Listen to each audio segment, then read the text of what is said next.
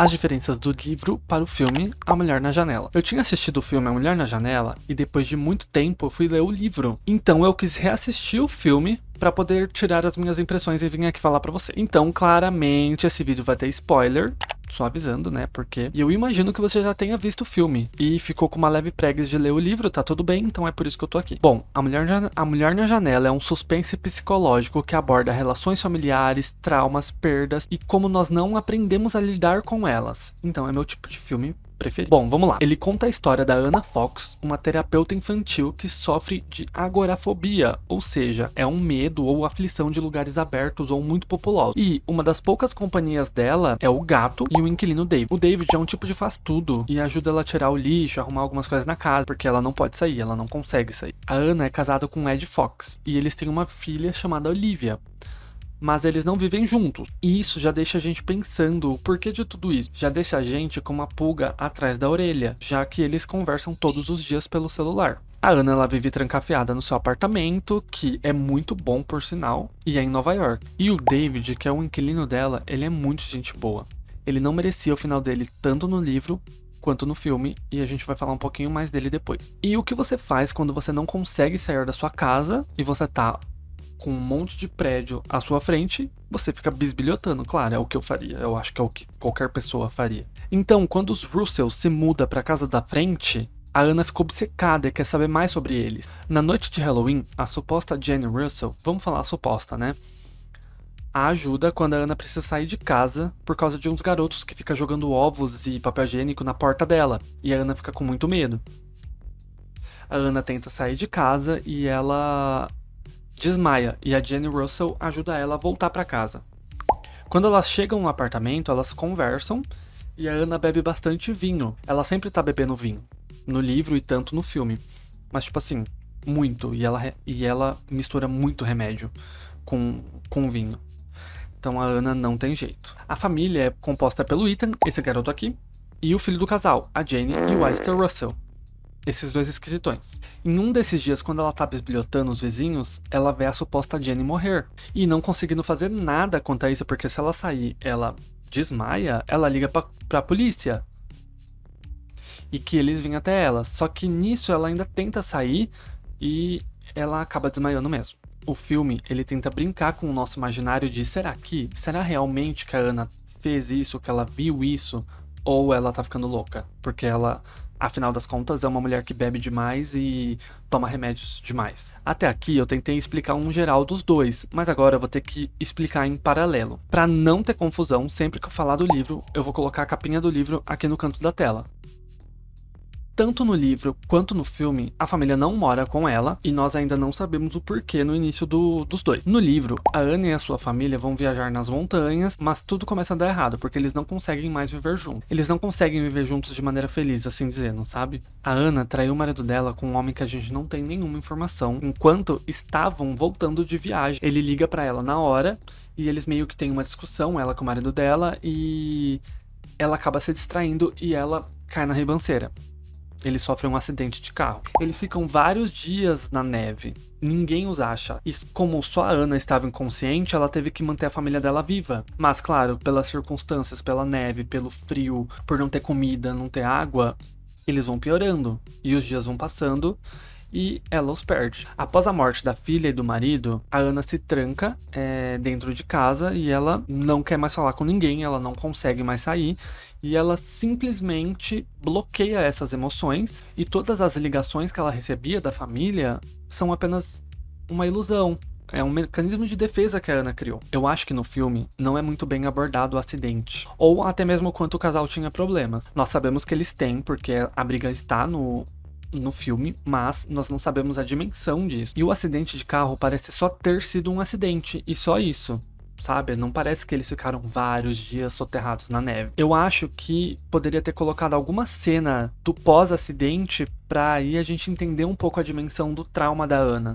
E eu acho que tem duas partes no livro que dá pra refletir muito bem o jeito que a Anna não consegue lidar com o trauma dela. E eu vou ler aqui pra vocês. Em uma determinada parte do livro, a Anna, ela fala que ela ajudou um menino somente com conversa, né, somente com a terapia, a lidar com um problema muito grave dele. Ele tinha uma síndrome que faz a pessoa achar que ela tá morta. Por nível de curiosidade, não sei se essa síndrome existe, vou até pesquisar, é chamada de delírio de Cotard. Enfim, a parte do livro é: o garoto já deve ser um adolescente agora, quase da idade de Ethan, e é nele que penso enquanto olho para o teto, me sentindo morta também.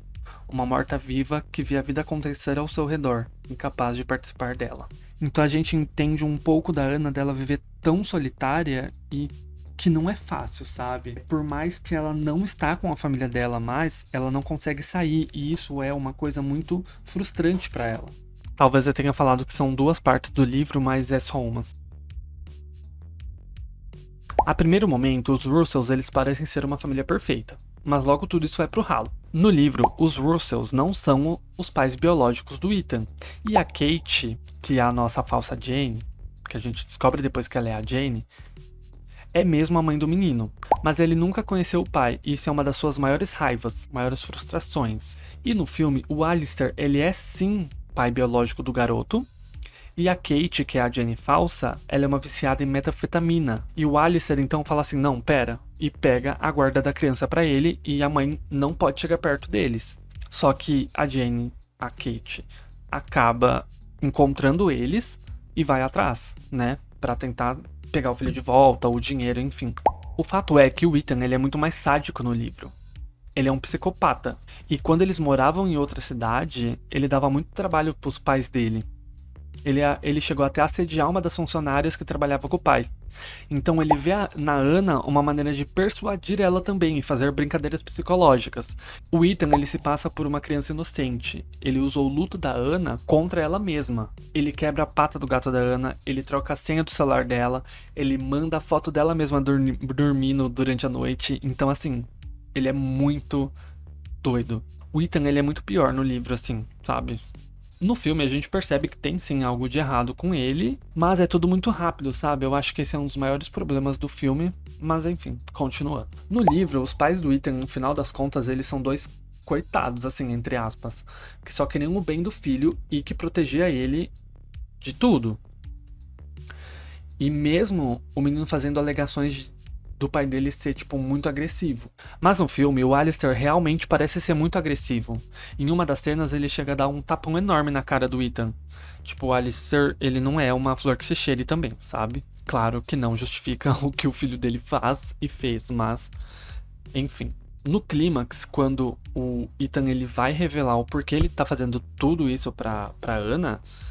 Ele chega até a comentar que ele gosta sim de mulheres mais velhas, como eu já disse, e que ele acha ela uma péssima psicóloga, porque em nenhum momento ela percebeu que tinha, entre aspas, algo de errado com ele. E foi a única que não conseguiu diagnosticá-lo. Ele, assim, joga na cara dela, né?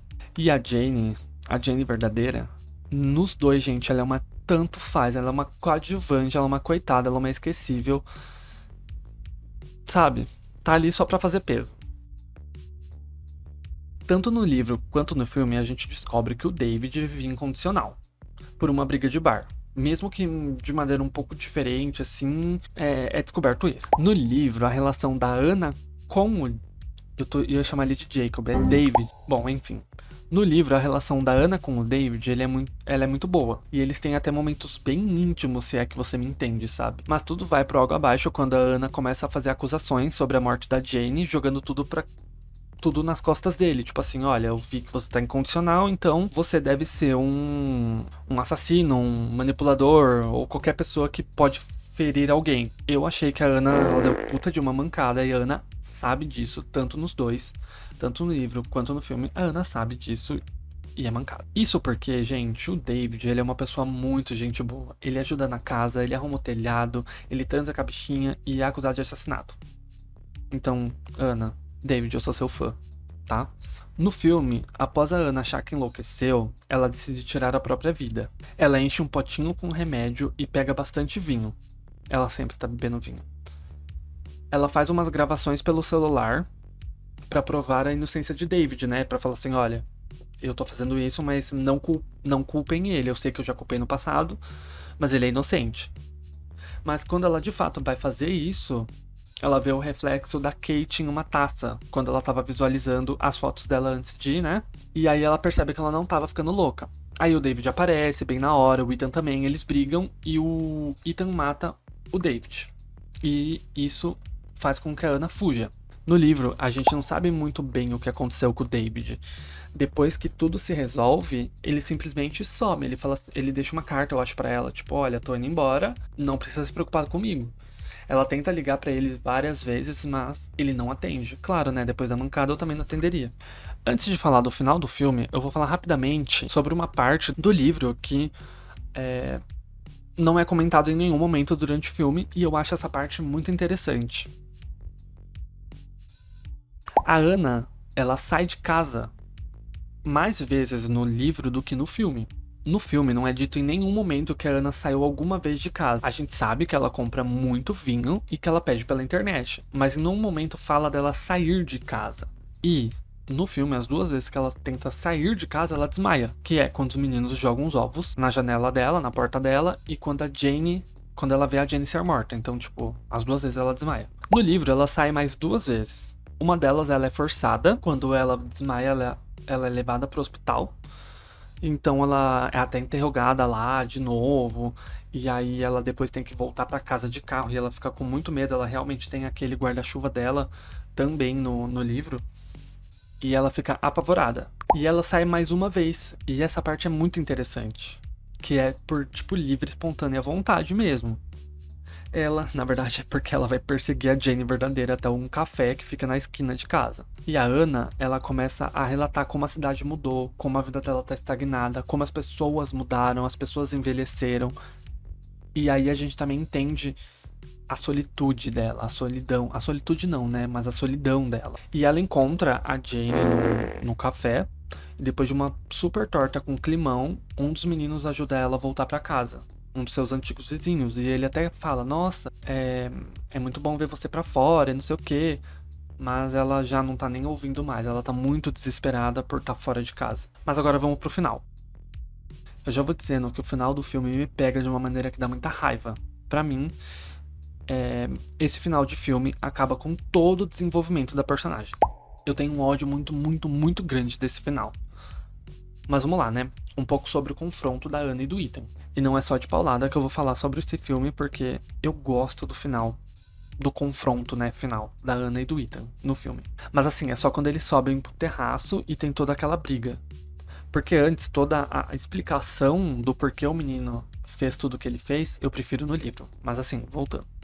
Eles vão até o terraço e o Ethan começa a bater nela com um garfo metálico de jardim. Esse garfo, ele perfura a cara da Ana em 3 lugares e isso dá uma agonia muito grande. Ele tenta afogar ela na água, uma água suja, um lamaçal. E essa parte é muito bem feita e eu gostei muito. É diferente do livro e é melhor.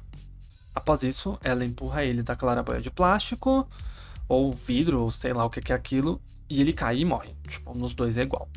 No livro é tipo só uma briga comum e ela empurra ele, sabe? Tipo, tudo bem, ela apanha também, ele apanha também, mas assim, é uma briga comum, um pouco mais do mesmo. Mas aí o que me pega é a cena final. No final a gente vê que depois de um tempo, eu não sei quanto tempo, assim, ao exato, eu não me lembro, aparece a Ana com umas caixas na mão e pega o gato dela e vai embora. Tipo, vendi o apartamento, me curei do meu trauma. Agora me diz, a mulher, ela sofreu um trauma muito grande, nenhum remédio conseguiu curar, nada conseguiu curar, mas daí do nada, só porque ela briga com um adolescente e sofre muito mais na mão dele também, né? Ainda mais na mão dele, ela se livrou e ela consegue vender o apartamento e ir embora da casa. Eu acho esse final não realista. Eu não consigo comprar esse final, isso porque também eu li o livro e eu sei qual é o final, então, né? Mas enfim. Esse final, ele exclui todos os traumas da Ana. É tipo assim, ai, agora melhorei 100% e vou continuar vivendo a minha vida. É algo muito abrupto, sabe? É algo que você não compra. Eu não compro. No livro, a Ana tem uma amiga que também é a fisioterapeuta dela. Chama Bina. No filme eu acho que ela nem é citada, mas enfim. Por causa do acidente de carro, a Ana precisa fazer físio e a Bina sempre tá lá indo na casa dela. Quando ela tá bem, né? E no final, a Ana, junto com a Bina, elas saem pra fora de casa, no terraço, lá onde teve a briga final. E esse final é a Ana junto com a Bina, saindo lentamente para um terraço em um dia de sol. A Ana, ela até comenta que ela tá se sentindo muito bem naquele dia e que ela sente que ela está melhorando, mas que a guerra ainda não foi vencida, que os traumas dela ainda não terminaram. E eu acho esse final muito bom, sabe? Eu acho muito realista. Claro que eu quero ver a Ana bem. É claro que eu quero que a Ana supere todos os traumas delas e vença todos esses processos que ela vai precisar. Mas assim, um dia de cada vez. Esse final é muito mais poético pra mim e eu gosto muito de. Eu acho o filme exagerado em muitas partes, eu quero dizer em questão de direção mesmo. E ele é bem corrido. Então a gente não consegue muito entender a dimensão dos traumas da Ana, a gente não consegue entender muito bem os traumas também e as motivações do Ethan. Fica tudo meio corrido. A gente não consegue entender o acidente da Ana, o luto dela. Eu acho que eles não mostram muito bem o vício de álcool e remédio que a Ana tem também no filme. Então, assim, tem coisas que são bem desastrosas. Tirando que tem uns planos muito brega, sabe? Uns momentos que a câmera fica virando de ponta cabeça. E daí, quando a Jane morre, o diretor opta em colocar uns sangues falsos, estilo anos 70, 80, sei lá, jogando na janela. E eu acho isso muito brega. Eu acho que não funciona com o clima do filme, com o timing do filme. Eu acho sim o livro muito melhor que o filme. Eu acho que o filme não faz jus à obra, mas ele diverte. Tipo, você consegue passar lá só 1h30, 1h40, enfim, muito bem com ele. Mas me diz aí, pessoal, o que vocês acharam do filme, se você já leu o livro, o que você achou do livro, o que você achou do conjunto. Não esquece de me seguir e dar like no vídeo e comentar também. Isso vai ajudar muito o meu canal. E até o próximo vídeo. Tchau!